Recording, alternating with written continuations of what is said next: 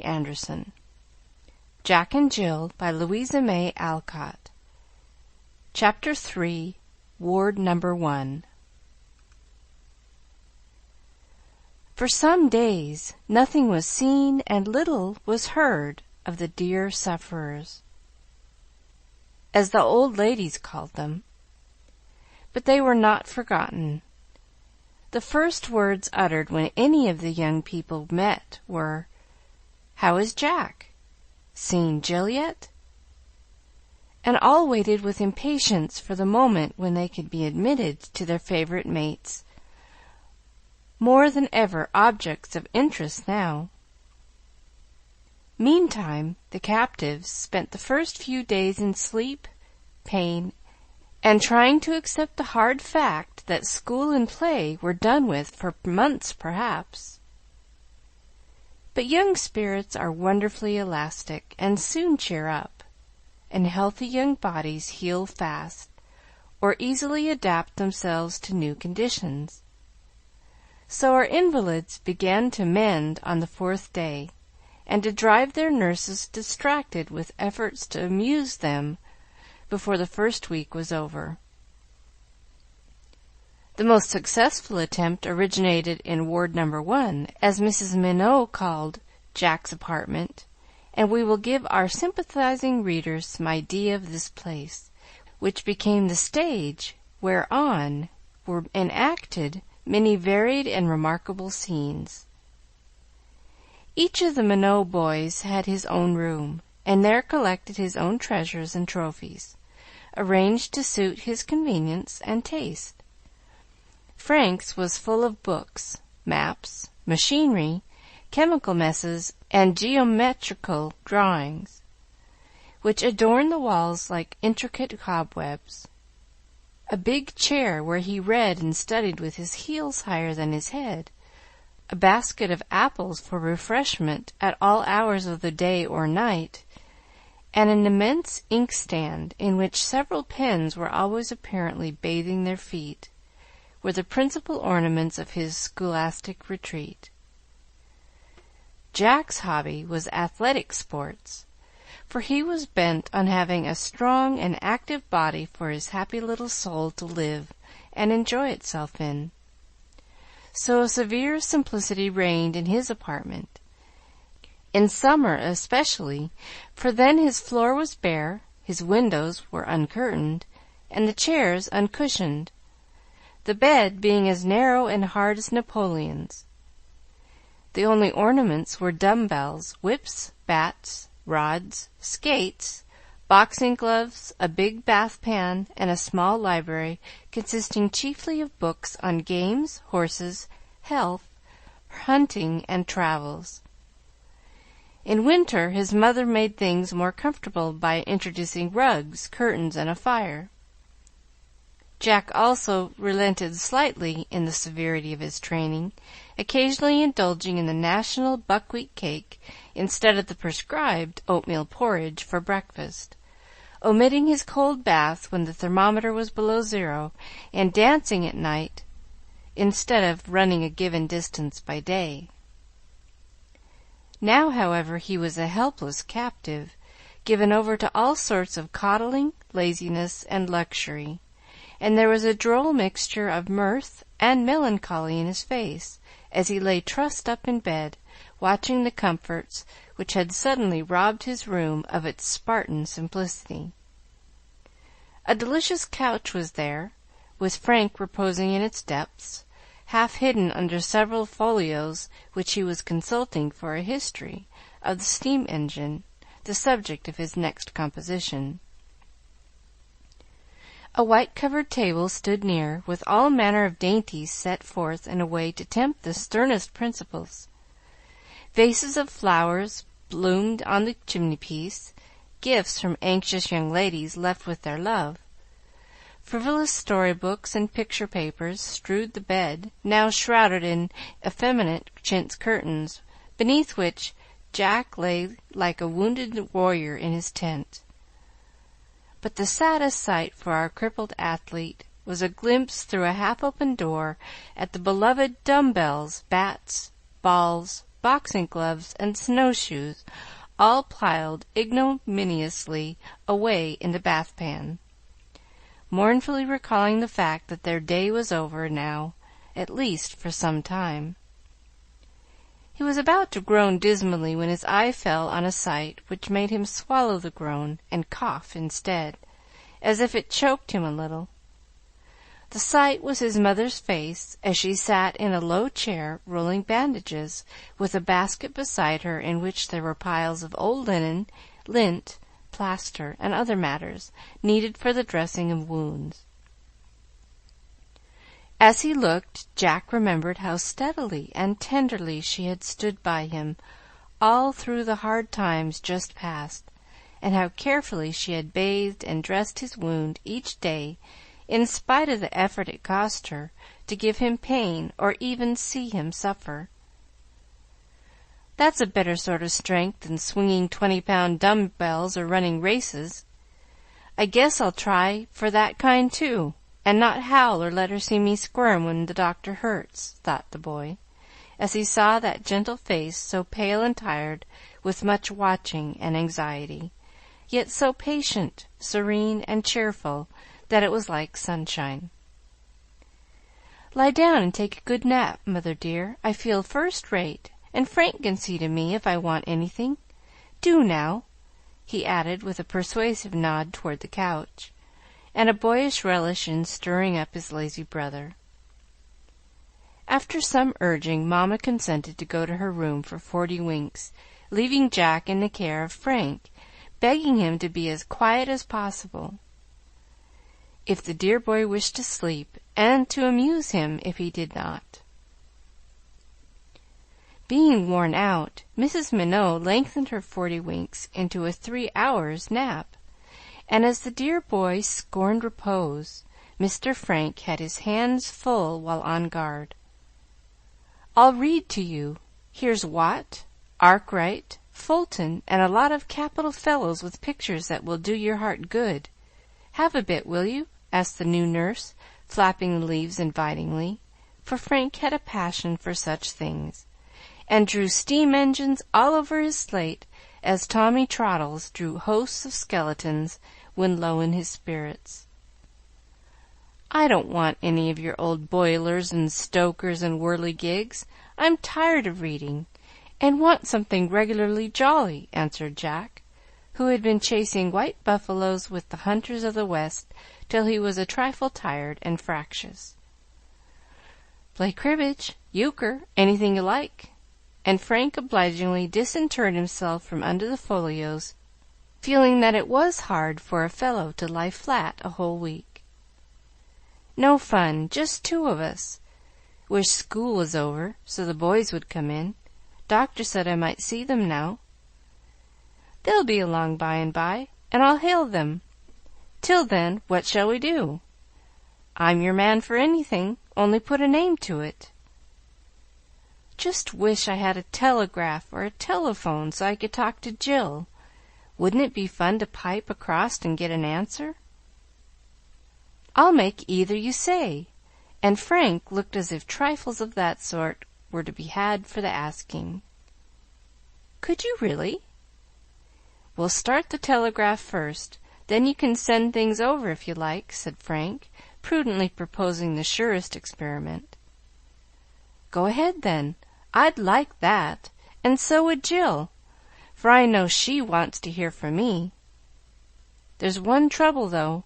I shall have to leave you alone for a few minutes while I rig up the ropes." And Frank looked sober, for he was a faithful boy, and did not want to desert his post. "Oh, never mind. I won't want anything. If I do, I can pound for Anne." "And wake mother?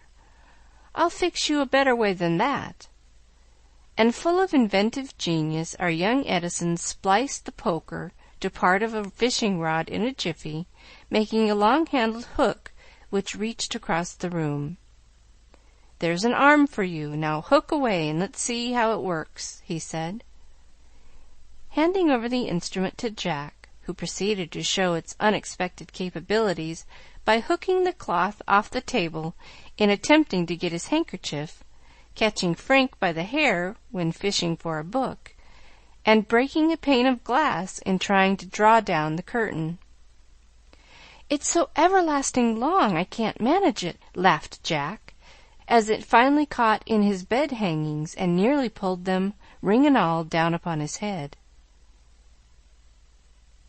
"Let it alone, unless you need something very much, and don't bother about the glass. It's just what we want for the telegraph wire or rope to go through. Keep still, and I'll have the thing running in 10 minutes." And delighted with the job, Frank hurried away, leaving Jack to compose a message to send as soon as it was possible. "What in the world is that flying across the Minots' yard? A brown hen or a boy's kite?" exclaimed old Mrs. Hopkins, peering out of her window at the singular performances going on in her opposite neighbor's garden. First, Frank appeared with a hatchet and chopped a clear space in the hedge between his own house and the cottage. Next, a clothesline was passed through this aperture and fastened somewhere on the other side. Lastly, a small covered basket slung on this rope was seen hitching along, drawn either way by a set of strings. Then, as if satisfied with his job, Frank retired, whistling "Hail Columbia." "It's those children at their pranks again. I thought broken bones wouldn't keep them out of mischief long," said the old lady, watching with great interest the mysterious basket traveling up and down the rope from the big house to the cottage. If she had seen what came and went over the wires of the great international telegraph, she would have laughed till her spectacles flew off her Roman nose. A letter from Jack with a large orange went first, explaining the new enterprise. "Dear Jill, it's too bad you can't come over to see me. I am pretty well, but awful tired of keeping still. I want to see you ever so much. Frank has fixed us a telegraph, so we can write and send things. Won't it be jolly? I can't look out to see him do it, but when you pull your string my little bell rings, and I know a message is coming. I send you an orange. Do you like Gorver jelly? People send in lots of goodies, and we will go halves. Good-bye, Jack." Away went the basket, and in 15 minutes it came back from the cottage with nothing in it but the orange. "Hullo, is she mad?" asked Jack, as Frank brought the dispatch for him to examine.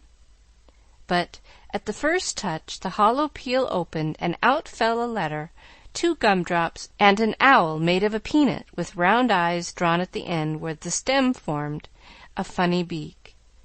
2 bits of straw were the legs, and the face looked so like Dr. Whiting that both boys laughed at the sight. "That's so like Jill. She'd make fun if she were half dead. Let's see what she says." And Jack read the little note, which showed a sad neglect of the spelling book. "Dear Jackie, I can't stir, and it's horrid.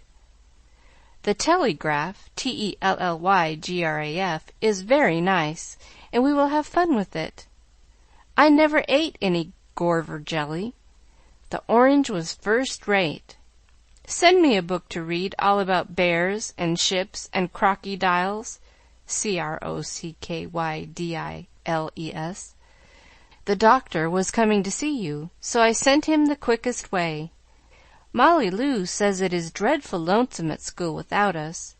Yours truly, Jill." Jack immediately dispatched the book and a sample of guava jelly, which unfortunately upset on the way, to the great detriment to the wild beasts of Asia and Africa. Jill promptly responded with the loan of a tiny black kitten, who emerged spitting and scratching, to Jack's great delight. And he was cudgeling his brains as to how a fat white rabbit could be transported, when a shrill whistle from without saved Jill from that inconvenient offering. "It's the fellows. Do you want to see them?" asked Frank, gazing down with calm superiority upon the 3 eager faces which looked up at him. "Guess I do," said Jack promptly, throwing the kitten overboard, scorning to be seen by any manly eye amusing himself with such girlish toys. Bang went the front door. Tramp, tramp, tramp came 6 booted feet up the stairs, and as Frank threw wide the door, 3 large beings paused on the threshold to deliver the courteous "Hello," which is the established greeting among boys on all social occasions. "Come along, old fellows. I'm ever so glad to see you," cried the invalid, with such energetic demonstrations of the arms that he looked as if about to fly or crow, like an excited young cockerel. "How are you, Major? Does the leg ache much, Jack? Mr. Phipps says you'll have to pay for the new rails." With these characteristic greetings, the gentlemen cast away their hats and sat down, all grinning cheerfully, and all with eyes irresistibly fixed upon the dainties, which proved too much for the politeness of the ever-hungry boys. "Help yourselves," said Jack, with his hospitable wave. "All the dear old ladies in town have been sending in nice things, and I can't begin to eat them up. Lend a hand and clear away this lot, or we shall have to throw them out of the window. Bring on the doughnuts and the tarts and the shaky stuff in the entry closet, Frank, and let's have a lark." No sooner said than done. Gus took the tarts, Joe the doughnuts, Ed the jelly, and Frank suggested spoons all round for the Italian cream. A few trifles in the way of custard, fruit, and wafer biscuits were not worth mentioning, but every dish was soon emptied, and Jack said, as he surveyed the scene of devastation with great satisfaction, "Call again tomorrow, gentlemen, and we will have another bout. Free lunches at 5 p.m. till further notice. Now tell me all the news." For half an hour 5 tongues went like mill clappers, and there is no knowing when they would have stopped if the little bell had not suddenly rung with a violence that made them jump. "That's Jill. See what she wants, Frank." And while his brothers sent off the basket, Jack told about the new invention, and invited his mates to examine and admire. They did so, and shouted with merriment when the next dispatch from Jill arrived. A pasteboard jumping jack with one leg done up in cotton wool to preserve the likeness, and a great lump of molasses candy in a brown paper with an accompanying note. "Dear Sir, I saw the boys go in and know you are having a nice time, so I sent over the candy Molly Lou and Mary brought me. Mammy says I can't eat it, and it will all melt away if I keep it. Also a picture of Jack Minot, who will dance on one leg and waggle the other and make you laugh. I wish I could come too. Don't you hate gruel? I do. In haste, J.P." "Let's all send her a letter," proposed Jack, and out came pens, ink, paper, and the lamp, and every one fell to scribbling.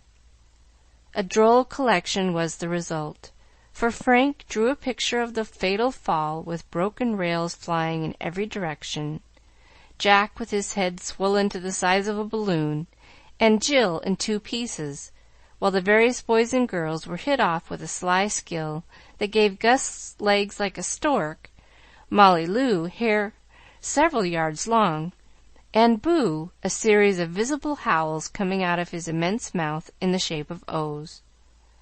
The oxen were particularly good, for their horns branched like those of the moose, and Mr. Grant had a patriarchal beard which waved in the breeze as he bore the wounded girl to a sled, very like a funeral pyre, the stakes being crowned with big mittens like torches. "You ought to be an artist. I never saw such a dabster as you are. That's the very moral of Joe, all in a bunch on the fence, with a blot to show how purple his nose was," said Gus, holding up the sketch for general criticism and admiration.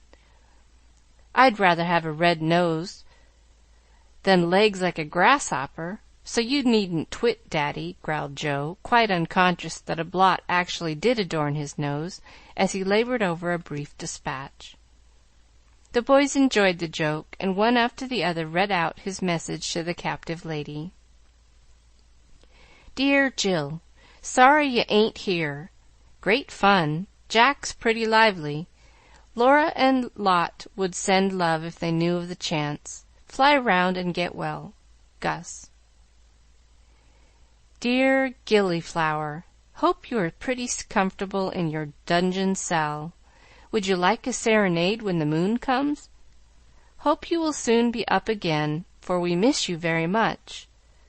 Shall be very happy to help in any way I can. Love to your mother. Your true friend, E.D. Miss Peck. Dear Madame, I am happy to tell you that we are all well, and hope you are the same. I gave Jem Cox a licking because he went to your desk. You had better send for your books. You won't have to pay for the sled or the fence. Jack says he will see to it. We have been having a spread over here, first-rate things. I wouldn't mind breaking a leg if I had such good grub and no chores to do. No more now, from yours, with esteem, Joseph P. Flint. Joe thought that an elegant epistle, having copied portions of it from the letter writer, and proudly read it off to the boys, who assured him that Jill would be much impressed. Now, Jack, hurry up and let us send the lot off, for we must go, said Gus, as Frank put the letters in the basket, and the clatter of tea things was heard below. I'm not going to show mine. It's private, and you mustn't look, answered Jack, patting down an envelope with such care that no one had a chance to peep. But Joe had seen the little note copied, and while the others were at the window working the telegraph, he caught up the original carelessly thrust by Jack under the pillow, and read it aloud before anyone knew what he was about. My dear, I wish I could send you some of my good times. As I can't, I send you much love, and I hope you will try and be patient, as I am going to, for it was our fault, and we must not make a fuss now. Ain't Mother's sweet? Mine is coming over tomorrow to see you and tell me how you are. This round thing is a kiss for good night. Your Jack. Isn't that spoony? You'd better hide your face, I think. He's getting to be a regular mollycoddle, isn't he? Jeered Joe, as the boys laughed and then grew sober, seeing Jack's head buried in the bedclothes, after sending a pillow at his tormentor. It nearly hit Mrs. Minot coming in with her patient's tea on a tray, and at sight of her the guests hurriedly took leave, Joe nearly tumbling downstairs to escape from Frank, who would have followed if his mother had not said quickly, "Stay and tell me what is the matter." "Only teasing Jack a bit. Don't be mad, old boy. Joe didn't mean any harm. And it was rather soft now, wasn't it?" asked Frank, trying to appease the wounded feelings of his brother. "I charged you not to worry him. Those boys were too much for the poor dear, and I ought not to have left him," said Mamma, as she vainly endeavored to find and caress the yellow head burrowed so far out of sight that nothing but one red ear was visible. "He liked it, and we got on capitally till Joe roughed him about Jill. I thought Gus and Ed would do that little job for me," added Frank, running to the window as the sound of stifled cries and laughter reached him. The red ear heard also, and Jack popped up his head to ask with interest, "What are they doing to him?" "Rolling him in the snow, and he's howling like fun." "Serves him right," muttered Jack with a frown. Then, as a wail arose suggestive of an unpleasant mixture of snow in the mouth and thumps on the back, he burst out laughing and said good-naturedly, "Go and stop them, Frank. I won't mind. Only tell him it was a mean trick. Hurry. Gus is so strong he doesn't know how his pounding hurts." Off ran Frank, and Jack told his wrongs to his mother.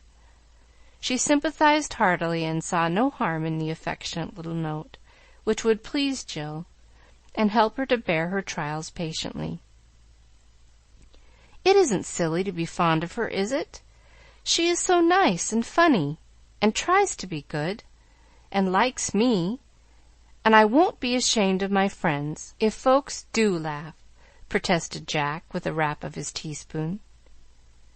"No, dear, it is quite kind and proper, and I'd rather have you play with a merry little girl than with rough boys till you are big enough to hold your own," answered Mamma, putting the cup to his lips that the reclining lad might take his broma without spilling. "Pooh! I don't mean that. I'm strong enough now to take care of myself," cried Jack stoutly. "I can thrash Joe any day if I like. Just look at my arm. There's a muscle for you!" And up went a sleeve, to the great danger of overturning the tray, as the boy proudly displayed his biceps and expanded his chest, both of which were very fine for a lad of his years. If I'd been on my legs he wouldn't have dared to insult me, and it was cowardly to hit a fellow when he was down. Mrs. Minot wanted to laugh at Jack's indignation, but the bell rang, and she had to go and pull in the basket, much amused at the new game. Burning to distinguish herself in the eyes of the big boys, Jill had sent over a tall, red flannel nightcap which she had been making for some proposed Christmas plays, and added the following verse, for she was considered a gifted rhymester at the game parties. "When it comes night, we put out the light. Some blow with a puff, some turn down and snuff. But neat folks prefer a nice extinguisher. So here I send you back one to put on Mr. Jack." Now I call that regularly smart. Not one of us could do it, and I just wish Joe was here to see it. I want to send once more, something good for tea. She hates gruel so. And the last dispatch which the great International Telegraph carried that day was a baked apple and a warm muffin, with J. M.'s best regards. End of chapter 3.